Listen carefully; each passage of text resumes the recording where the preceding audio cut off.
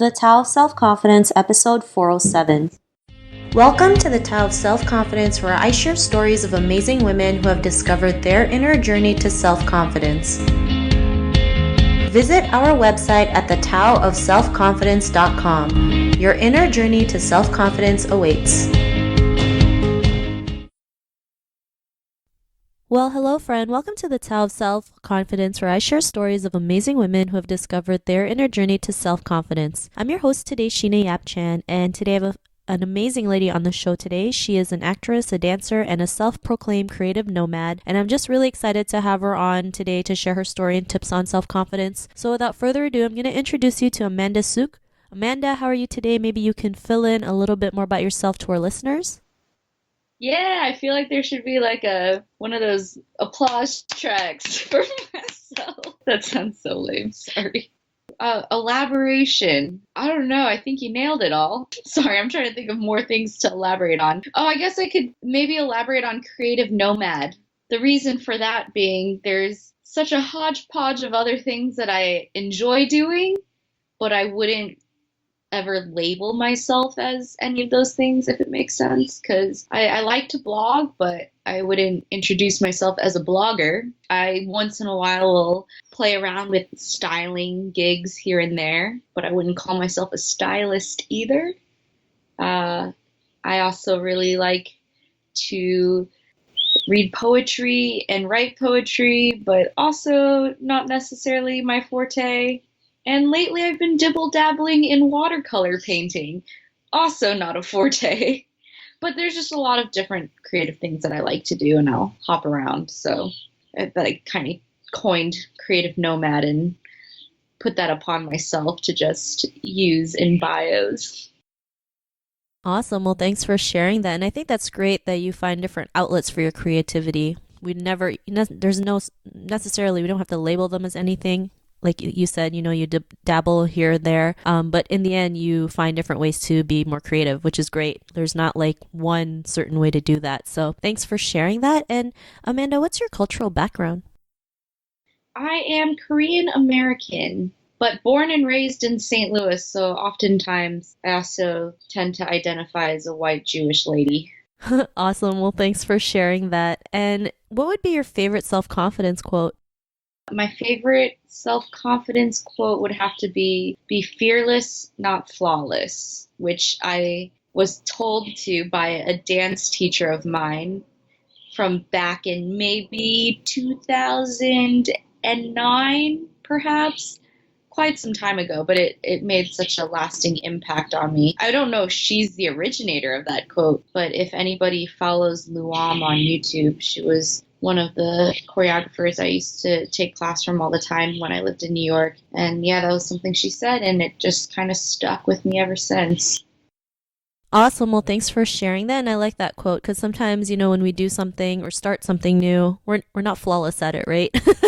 We may, like, for me dancing, I'd probably trip on my toes every 2 seconds, but sometimes you just have to have the courage to go out there and do it regardless if, maybe you fall down on the ground, just get back up and keep doing it. And sometimes we just have to learn to have that courage to do it regardless of the outcome. So I really love that quote that you mentioned. And in your own words, how do you define self-confidence? My own words. When I was thinking about this question, I was just when I was reading that question, or thinking about the answer to that, it took me a very long time to figure out what or how I would define it. Because, again, I think that's one of the things that everybody has their own definition of. And I think I realized in trying to come up with an answer that for a very long time, I don't know if I had an answer. I felt like it was just a feeling as opposed to an objective definition. So the best thing, and I still think it's just a feeling, but I think the best definition I could come up with was being both secure in your identity and proud of your identity. Awesome. Well, that's a great definition that you mentioned. I mean, being secure and proud of ourselves is like the most important thing. Learning to believe in ourselves, learning to love ourselves, because if it doesn't start with our own self, then, it's not going to be easy to face other challenges in our life. So I really love that definition that you mentioned. And Amanda, what was your life like before your discovery of self-confidence? Well, I actually wanted to add one more thing on top of what you were saying is on the question before about your own definition of self-confidence, about it starting with yourself. I also feel like you can't really be a good friend to others if you're not secure in your own identity and proud of your own self, because in trying to be there for others, I think when you're lacking, you realize that you make other people's situations about yourself, because then, do you know what I'm trying to say? Like, when you're not secure enough in your own self, then you're not actually there for others, because when other people are trying to explain to you their problems, all you can think about is your own. No, yeah, I totally agree with that. I mean, if you want, the kind of love or the kind of friendship that you want, it has to start with yourself, so you know what you're looking for and what you deserve. So, yeah. Anyway, sorry, that was just random thought while you were talking. But yeah, in regards to my life before discovery of self confidence, I would say that I was a very wishy washy person. I didn't know what I believed in, so it was really easy for me to just kind of.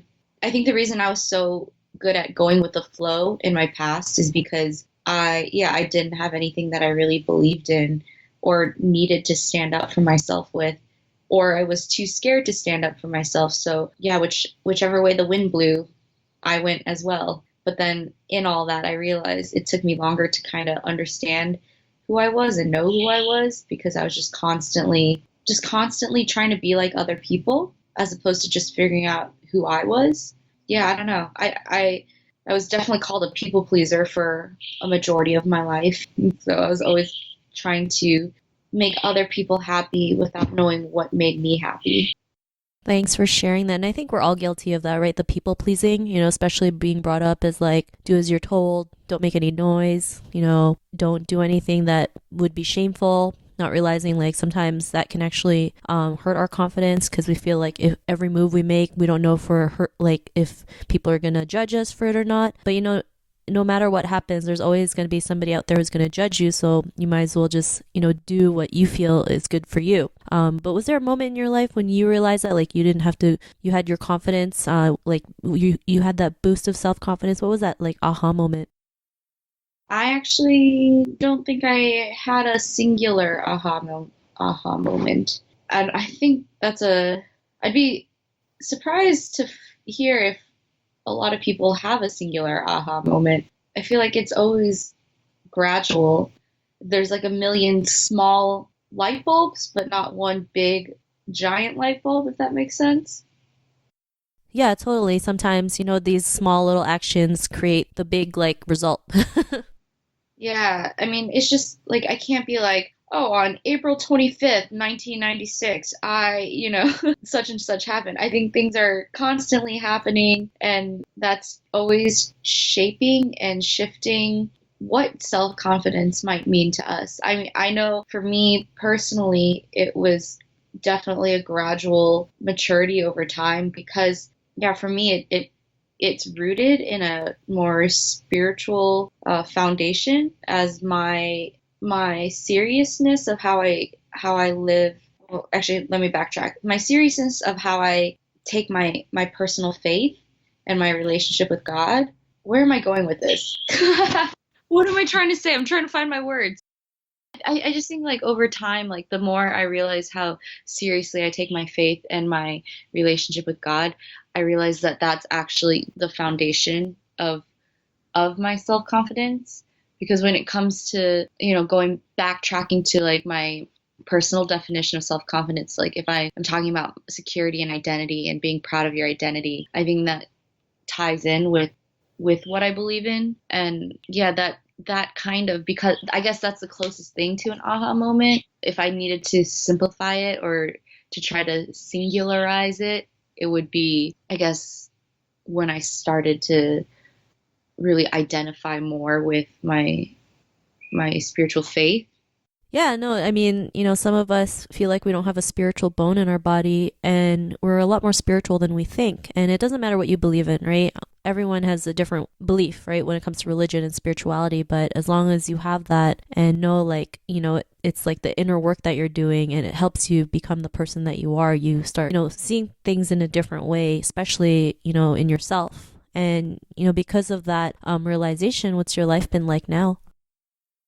now I find that, like, I'll still, don't get me wrong, I'll still go through long periods of, I just call them funks. I go through these chunks of time where nothing seems to be going the way I want it to go. I think my younger self would just get trapped by that and almost paralyzed by that. Whereas now I have a better control over those lower points. I think I don't let the low points in my life shake who I am.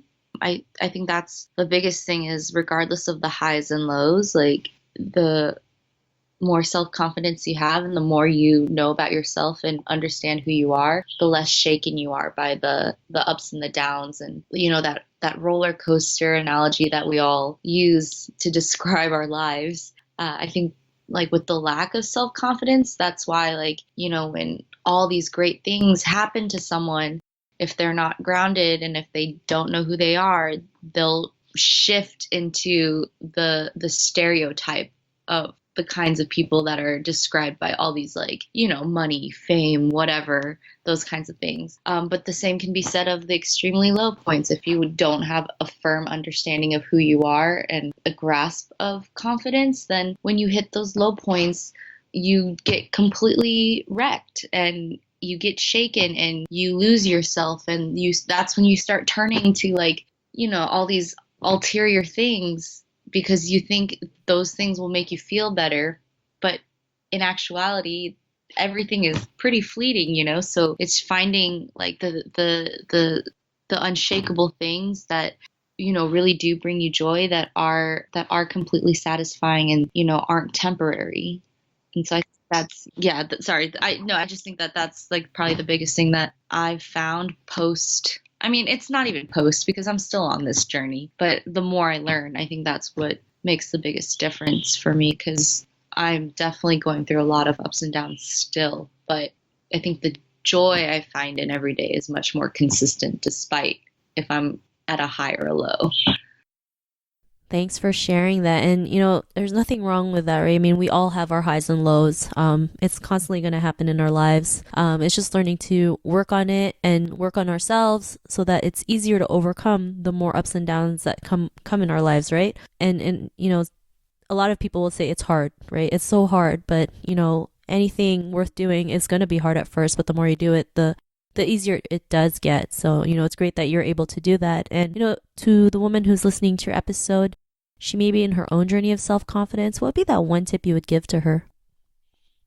The one tip I would say is, I think, especially coming from the people pleaser person that I used to be and still sometimes am, I think as a people pleaser in the past and present and wanting to constantly be there for other people, a lot of times that we just don't know how to take time for ourselves. And I think in those moments where we really truly treat ourselves, we need to learn how to affirm ourselves as well. Because I know for me, I was becoming so good at encouraging other people constantly. I love to do it too. I was enjoying telling other women, men, whoever that I felt like needed that positivity in their lives, like, this is what is so great about you. And I would see them, and it'd be genuine too. And I would see them like really light up and always be so thankful of like, I just really needed to hear that right now. And I'd be like, wow, I can't believe no one's ever told you this. But after some time, I realized, why is it so easy for me to do that for other people, but I'm not good at doing that for myself? So I think if there's anything I can advise other women or men too, it's that, take some time for yourself and figure out what are those great things about yourself. You should be able to see that about yourself. And, a lot of times when people ask me about like, how are you so confident? I mean, I don't know. It just, again, didn't happen overnight, but I realized I know now, as at the age that I am, if someone were to ask me 5 things that I love about myself, I could easily say 5 things and I wouldn't stop there. But a lot of people have such a hard time coming up with just a handful of things to make a list about what they like about themselves. And it boggles my mind that we don't know how to love ourselves. We don't even know why to love ourselves, So I think we as humans, just general human beings, need to take that time, figure out what it is that's so great about themselves, and not be afraid to say that, not be afraid to believe that about themselves.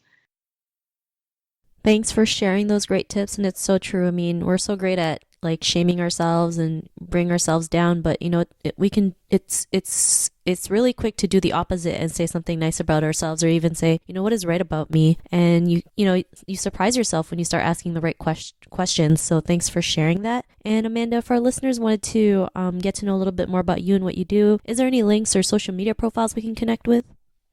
Sure. I'm most active on my Instagram, so I would say go ahead and find me at Suki Styles on Instagram and Twitter, actually. SUKIESTYLES. I do have a YouTube page, but I'm not as active on it. But every now and then I'll throw up a vlog or a random weird video. So if you want to find me on YouTube, that's youtube.com/Suki Floss. That's a whole nother story, but that's SUKIEFLOSS. Otherwise, I also have a blog, sukistyles.com, or you can take a look at my professional acting website, which is amandasuk.com.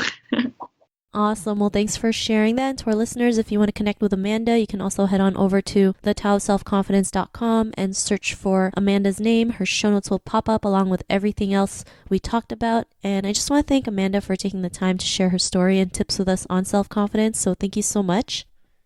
Yeah, woo, woo, woo. Thank you for having me again. Not a problem. It was great having you on the show. And to our listeners, be on the lookout for another new episode of another amazing woman's journey to self-confidence, and we'll talk to you soon. Bye for now. Bye-bye.